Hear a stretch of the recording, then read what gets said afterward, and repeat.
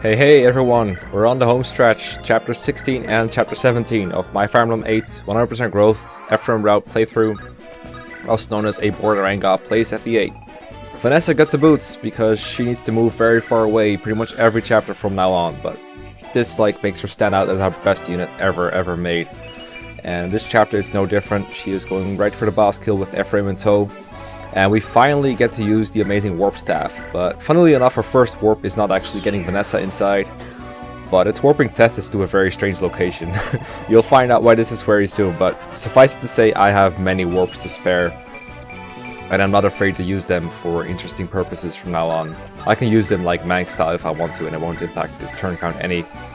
But I do need to use this use of warp to get Vanessa inside.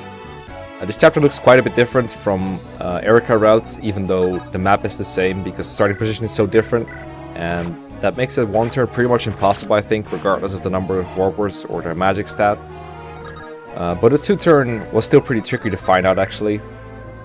I failed on my first playthrough, and Horus corrected me pretty much immediately. He was like, dude, it's pretty easy, you just gotta do this. I was like, oh, okay. So, the Vanessa warp, that's pretty much Horus' doing, although I think I would eventually have to find it myself. Another chapter where Ephraim having good stats is actually helpful. If not, he might have died to the pair of Swordmasters and a Druid that attack him. Most of the Druids are no threat because they don't move, so they just use Eclipse, which I've seen hit once when it was RNG abusing, but generally it doesn't hit. In fact, I've seen Ephraim die before in this spot because of Eclipse. It was really weird. I also deployed Myrrh, our newest recruit.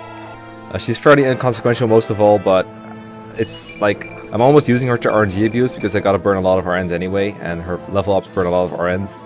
She has 2 growths that are over 100% of vanilla, so I set those to 200% just for fun. I like using Myrrh a lot in casual play, but she definitely doesn't have enough time to grow here.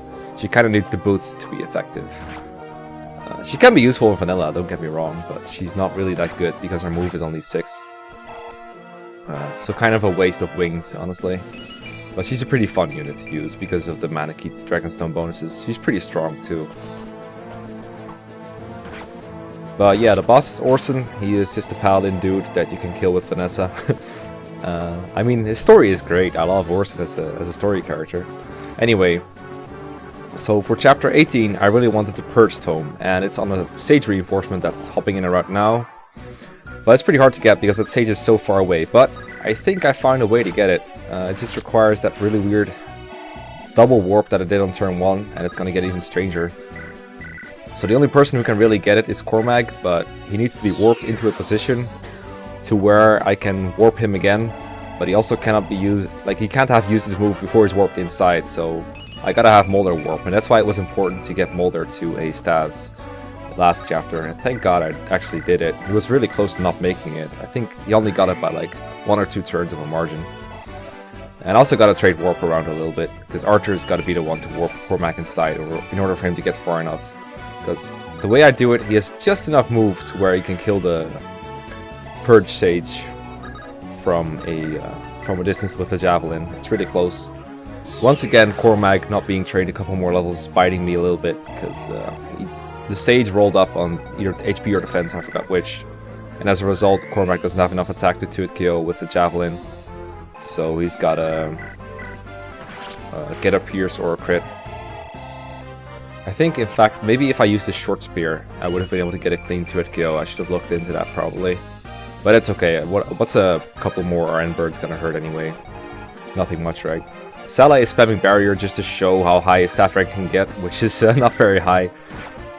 I really wish there was a way to get Saleh to like A at least for chapter 20, but it doesn't seem like there is. But there we get Purge. Only costs us like 3 extra warp uses. Totally worth it, right? And now all we gotta do is turn animations on and watch the fun. This point in the game, I just like to have fun. Goodbye, Orson. It was good to know you. So yeah. That is basically chapter 16 in a nutshell. Nice warp skip, nice purge, thank you very much. 2 turns, let's move on to chapter 17. Oh wait, before we do that, let's promote our lords, shall we? There's no reason not to do it right away. I guess it increases their weight a little bit, but everyone who can rescue Ephraim before promotion can do it after promotion still, so this is no big deal. You also get the Sigmund and Sieglinde, or however you pronounce it. Both really good weapons. Ephraim is actually going to see some more use after promotion for like one more thing, I believe. Erica is not really all that useful anymore. Again, it sucks that FE8 gives 7 move to like every mounted class except Paladin and Flyers. But you know, at least they get a promotion.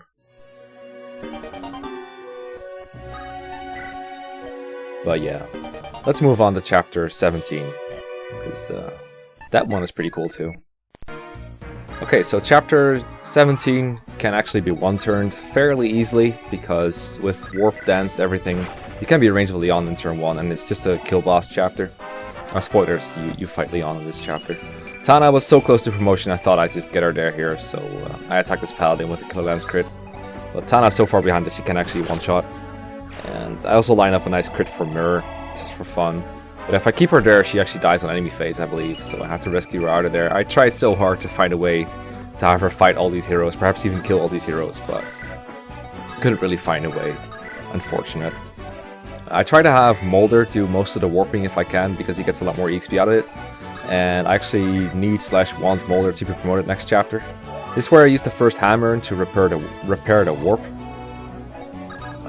As many uses as it has, 5. It does need to be repaired occasionally, but it's okay. As I said, I have many warp uses to spare. Between the 5 initial uses and 3 hammer uses, I have 12 plus 5 is 17 uses of warp to go through. And with only about 5 maps to go, that means I can use warp in almost any way I want. Also, I used the Devil Axe with Ross. I actually recorded this way before you guys even requested it, but I knew you would request it, because what else are you going to do with a max luck berserker, right? Well, it's not quite max luck, it's like 20, but you know, whatever. All this attacking with friends and stuff isn't necessary. It's just padding. It's just fun. I purposely do not rig a crit or anything on Leon, so I have a bit of enemy phase combat, because I felt like getting Tana some more EXP. As I said, I'm messing around a little bit. It doesn't really matter what I do. I mean, I could have just ended it right here, but gotta get some EXP. This gets Vanessa some more EXP too, which is unnecessary but nice. Getting Tana to survive was easier than I thought. I mean, you saw how many RNs I had to burn. Not that many. But she can die here. I think the fighters 2-hit kill her, and the paladins also do a lot of damage. But the weakening one of the paladins with friends made him retreat.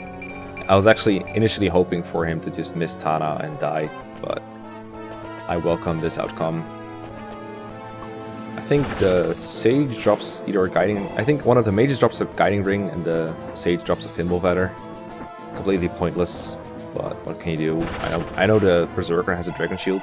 There's this LTC playthrough of FE8 where a guy goes out of his way to get like all the treasure in this chapter and chapter 19. It's pretty funny.